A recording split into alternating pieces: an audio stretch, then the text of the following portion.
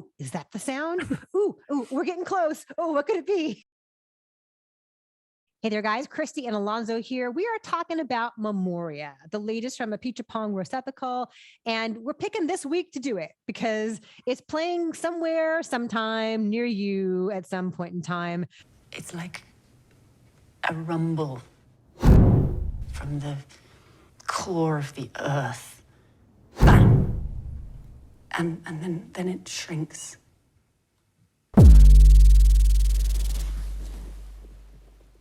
Alonso will describe it and tell you about the really cool road show structure they've got going with their release schedule. Yeah, well, we'll put a link in the notes, but Neon originally had said it's going to be one print and it's going to play one city at a time. And it's going to be like a museum exhibition. You got to go see it or else you're going to not have a chance to see it. And we're never putting it out on home video. Now that's kind of changed, right? They're still not planning to put it out on home video, I think, but it is now it's playing in several cities at a time. And like in Los Angeles, I know it's been extended and there's other runs already announced. So there are more chances than you might have thought before to see it, depending on where you live. You know, if you're in a town where it's going to play at your local museum for one night, maybe that's it. So check the schedule. It's got dates planned, I think, through November at this point. So all over North America. Yeah, it's going to make its way around you. And it's really interesting because Weerasethakul is a filmmaker who has been greatly acclaimed. Like, you know, Uncle Boonmi, who can recall his past lives, won the Palme d'Or. He definitely has a following. He is considered an important filmmaker in contemporary cinema. But this is the first time that he's worked with like a movie star, namely Ms. Tilda Swinton, who plays the lead, Jessica. She starts hearing this mysterious sound and can't figure out what it is. She goes to see a sound engineer named Hernan, and they work together and kind of he's able to recreate it in the studio.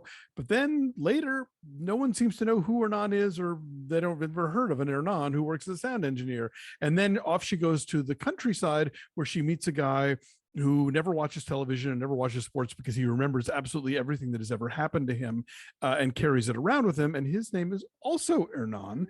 So this is a movie of mysteries in the way that Weerasethakul films often tend to be. They are not like M. Night Shyamalan puzzles to be solved. And there's not like, it was the aliens all along. Like it goes in a different direction than that. And what Weerasethakul tends to be interested in overall as a filmmaker is this idea of kind of the universal consciousness and the idea of like that places carry memories with them, that things reverberate throughout history. You know, Uncle Boonmi can recall his past lives. Those are the things that are of interest to him. And this all ties into like Thai mysticism that I cannot begin to explain in any way because I don't understand it and I don't know enough about it. But what I love about his films is they feel like, you know, where you're nodding off to sleep and your brain suddenly will kind of click into sort of weird dream mode for a few moments and then you'll jerk awake. That's what his movies are like to me. I feel like I'm watching my subconscious kind of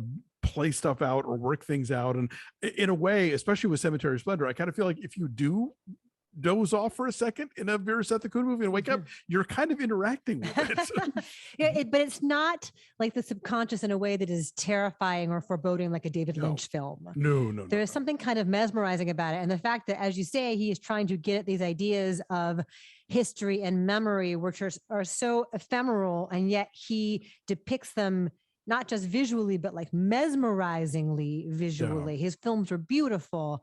And he'll hold a shot for a very, very, very long time to let you kind of luxuriate in the soft, subtle details that he will encompass in his frame. And the sound design.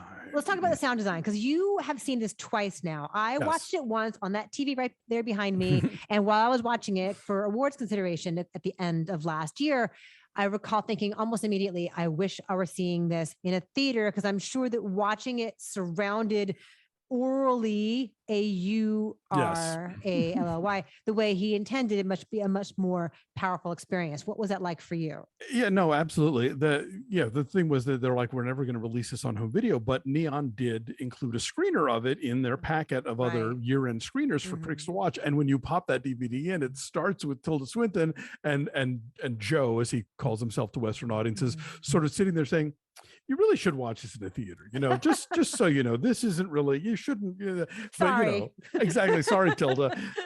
So yeah, we watched it at home. We watched it like in the middle of the day, and we kind of turned the TV up and closed the curtains and sort of tried to kind of approximate that. But yeah, seeing it in a theater is a whole other ball of wax. And just like, you've never heard rain sound quite the way that it sounds in this. I sort of jokingly tweeted that like the call map has 2 Dune sleep sounds, and there should be at least one Memoria one, because the way that the rain pounds is really great. But yeah, it is I think, as you say, if you can see it in a theater where not only are you in the dark and really kind of absorbing it all, but just getting just a really kick-ass sound system, it makes all the difference. Also, just from that whole scene that you described, where she goes to the recording studio and works with the engineer, and the way she's trying to approximate this thing that she heard and can't really describe in words, like the tweaking and the fine tuning of the sound over and over again.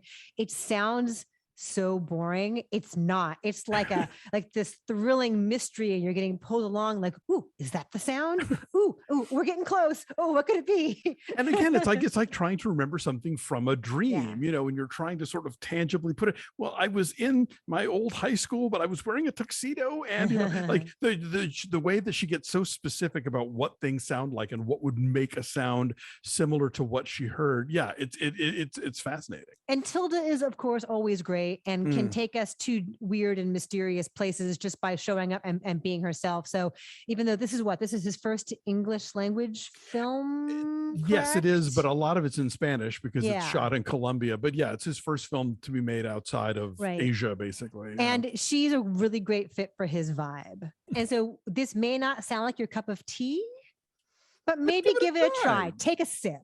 Maybe give it a try. So I'm saying 8. But again, my 8 is based on seeing it at home. And I feel like that's an incomplete 8.